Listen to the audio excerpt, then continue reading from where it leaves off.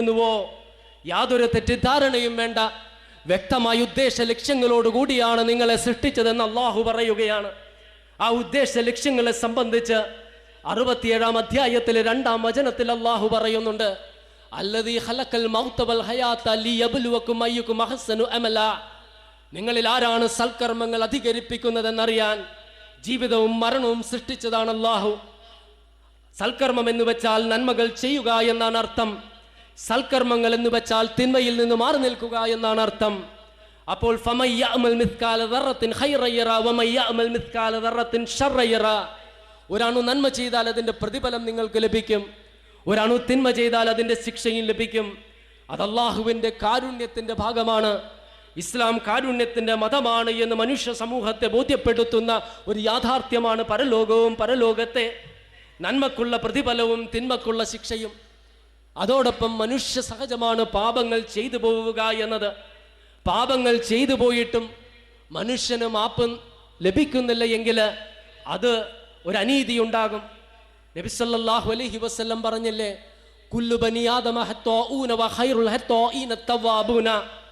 ആദം സന്തതികളെല്ലാം തെറ്റ് ചെയ്യുന്നവരാണ്, അവരിൽ ഏറ്റവും ഉത്തമർ എന്ന് പറയുന്നവർ തെറ്റ് ചെയ്ത ശേഷം ആത്മാർത്ഥമായിട്ട് പശ്ചാത്തപിക്കുന്നവരാണ്. കുല്യാ ഇബാദി അല്ലദീന അസ്റഫു എന്ന ഖുർആനിലെ വചനങ്ങളിലെ സ്വന്തം ആത്മാവിനോട്, സ്വന്തം ശരീരത്തോട് അതിക്രമം ചെയ്ത എൻ്റെ ദാസന്മാരെ, അള്ളാഹുവിൻ്റെ കാരുണ്യത്തെ ഓർത്ത് നിങ്ങൾ നിരാശപ്പെടേണ്ട. അള്ളാഹു കാരുണ്യവാനാണ്, പൊറുക്കുന്നവനാണ്. അള്ളാഹു എല്ലാ പാപങ്ങളും പൊറുത്ത് നൽകുന്നതാണ്. ഇത് ഇസ്ലാമിൻ്റെ കാരുണ്യത്തിൻ്റെ ഭാഗമാണ്. ഈ പാപമോചനം അതിനൊരു വ്യവസ്ഥയുണ്ട്. തെറ്റുകൾ തിരുത്തിക്കൊണ്ട് യഥാർത്ഥ വിശ്വാസികളായിട്ട് സഹജീവികളെ സ്നേഹിച്ച് നാം ജീവിക്കേണ്ടിയിരിക്കുന്നു. ഇങ്ങനെ പരലോക വിശ്വാസത്തിൻ്റെ അടിസ്ഥാനത്തിൽ യഥാർത്ഥ വിശ്വാസികളായിട്ട് നാം ജീവിച്ചാൽ നമുക്ക് ജീവിതത്തിൽ സമാധാനമുണ്ടാകും. ഒരുപാട് പ്രശ്നങ്ങൾ കൊണ്ട് നീറി കഴിയുന്നവരാണ് ആധുനിക മനുഷ്യ സമൂഹം. രോഗങ്ങളെക്കുറിച്ച് വിഷമിക്കുന്നവർ, ഇല്ലാത്ത രോഗങ്ങൾ വരുമോ എന്ന് ഉത്കണ്ഠപ്പെടുന്നവർ, അപകർഷതാബോധം കൊണ്ട് നീറി കഴിയുന്നവർ, ദാരിദ്ര്യത്തെ ഭയക്കുന്നവർ, അങ്ങനെ വ്യത്യസ്ത പ്രശ്നങ്ങളാൽ നീറി നിദ്ര പോലും നഷ്ടപ്പെട്ട് മദ്യലഹരിയിലും ലഹരി പദാർത്ഥങ്ങളിലും അടിമകളായി ആത്മഹത്യയുടെ വക്കിലെത്തിയിരിക്കുന്ന ആധുനിക തലമുറ ഒന്ന് മനസ്സിലാക്കുക. ഇസ്ലാം പറയുന്നത് വലാ തഖ്തുലു അൻഫുസകും, നിങ്ങൾ ഒരിക്കലും നിങ്ങളുടെ ജീവിതങ്ങളെ നശിപ്പിക്കരുത് എന്നാണ്. ഇവിടെ ഒരു മുസ്ലിമിനെ സംബന്ധിച്ചിടത്തോളം, ഒരു വിശ്വാസിയെ സംബന്ധിച്ചിടത്തോളം അല്ലാഹു പറയുന്നുണ്ട്, വലനബ്ലുവന്നകും ബിശൈഇൻ മിനൽ ഖൗഫി വൽ ജൂഇ വനഖ്സിൻ മിനൽ അംവാലി എന്ന് തുടങ്ങുന്ന വചനങ്ങളിൽ വ്യത്യസ്തങ്ങളായ രീതികളിൽ നിങ്ങൾ പരീക്ഷിക്കപ്പെടും. ഈ പരീക്ഷണങ്ങൾ നിങ്ങളുടെ ജീവിതത്തിൽ ഉണ്ടാകുമ്പോൾ യഥാർത്ഥ വിശ്വാസികളെല്ലാം അല്ലാഹുവിൽ അർപ്പിച്ചുകൊണ്ട് അതിനെ നേരിടണം.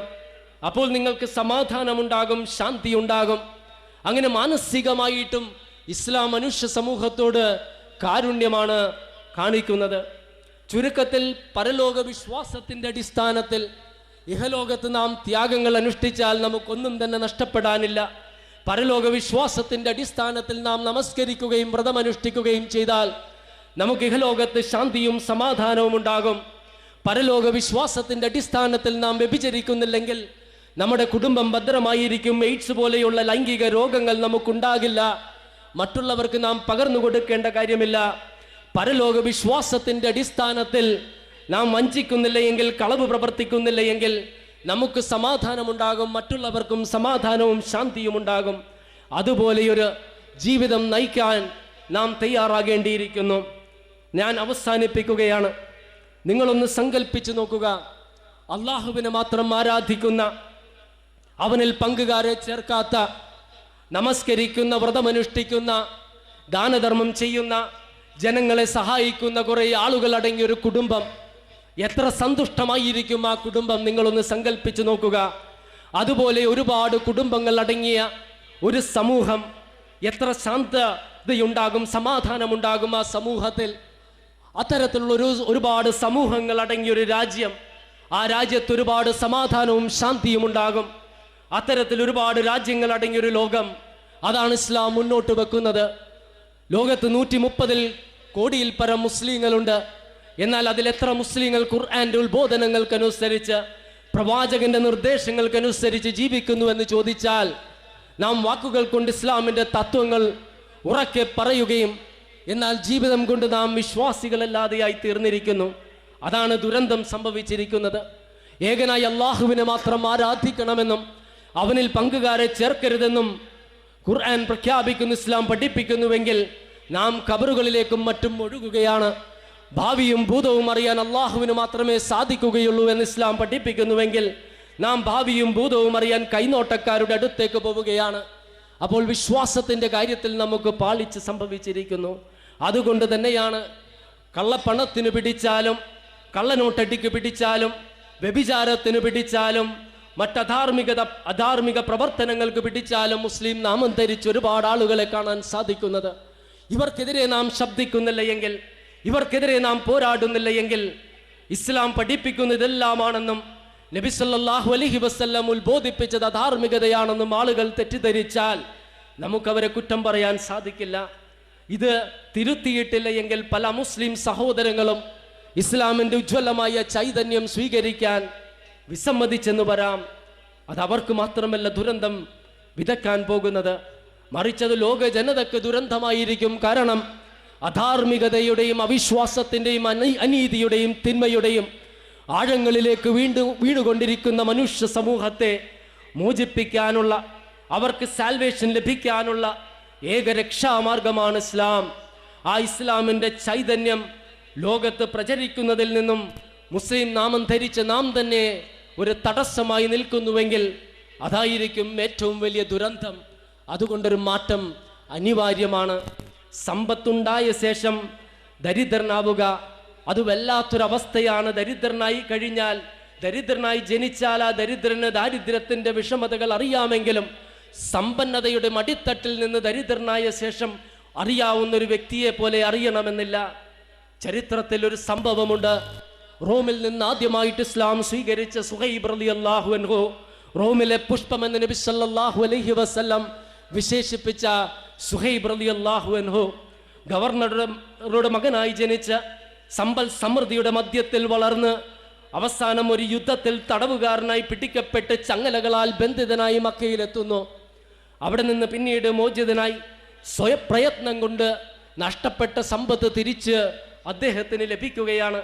അങ്ങനെ അദ്ദേഹം ആ കാലഘട്ടത്തിൽ ഇസ്ലാം മതം സ്വീകരിക്കുന്നു. മക്കയിലെ ഖുറൈശികളുടെ മർദ്ദനങ്ങളും പീഡനങ്ങളും സഹിക്കവയ്യാതെ നബി സല്ലല്ലാഹു അലൈഹി വസല്ലം മക്കയിൽ നിന്നും മദീനയിലേക്ക് പലായനം ചെയ്തപ്പോൾ ഒരു നിമിഷം പോലും അവിടെ നിൽക്കാൻ കഴിയാതെ സുഹൈബ് റളിയല്ലാഹു അൻഹു ഇറങ്ങി പുറപ്പെടാൻ പോവുകയാണ്.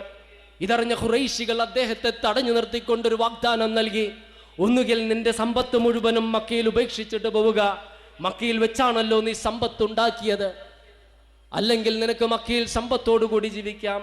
ഒരു നിമിഷം പോലും ചിന്തിക്കാതെ സുഹൈബ് റളിയല്ലാഹു അൻഹു പറഞ്ഞു, അള്ളാഹു പരലോകത്ത് എനിക്ക് സമ്പത്ത് നൽകും, അത് മതി എനിക്ക് എന്ന്. ദാരിദ്ര്യം അനുഭവിച്ച വ്യക്തി സമ്പന്നനായ ശേഷം ഈ മനുഷ്യൻ വന്നൊരു പരിവർത്തനം നിങ്ങൾ മനസ്സിലാക്കണം. ഈ ഒരു ത്യാഗമാണ് എനിക്കും നിങ്ങൾക്കും വേണ്ടത്.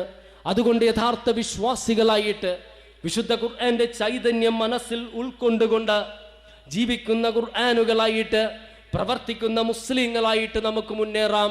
അധാർമികതയുടെ അജ്ഞതയുടെ എല്ലാം ആഴങ്ങളിൽ വീണുകിടക്കുന്ന ഹതഭാഗ്യവാന്മാരെ കൈകൾ പിടിച്ച് നമുക്ക് ഇസ്ലാമിന്റെ പ്രകാശത്താൽ ഉയർത്തിക്കൊണ്ട് പരസ്പരം പ്രാർത്ഥിച്ചും പരസ്പരം നന്മ ചെയ്തും നന്മക്ക് വേണ്ടി പോരാടിയും തിന്മക്കെതിരെ സമരം ചെയ്തും യഥാർത്ഥ വിശ്വാസികളായിട്ട് നമുക്ക് മുന്നേറാം.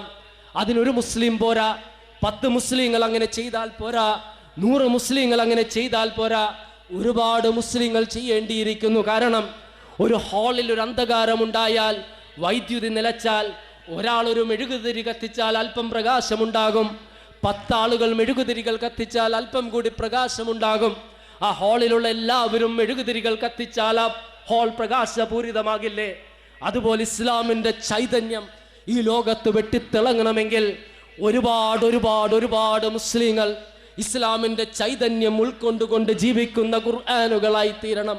അതിന് സാൽവേഷൻ എന്ന ഈ എക്സിബിഷൻ ഒരു നിമിത്തമായി തീരട്ടെ എന്ന് ഞാൻ പ്രാർത്ഥിക്കുകയാണ്.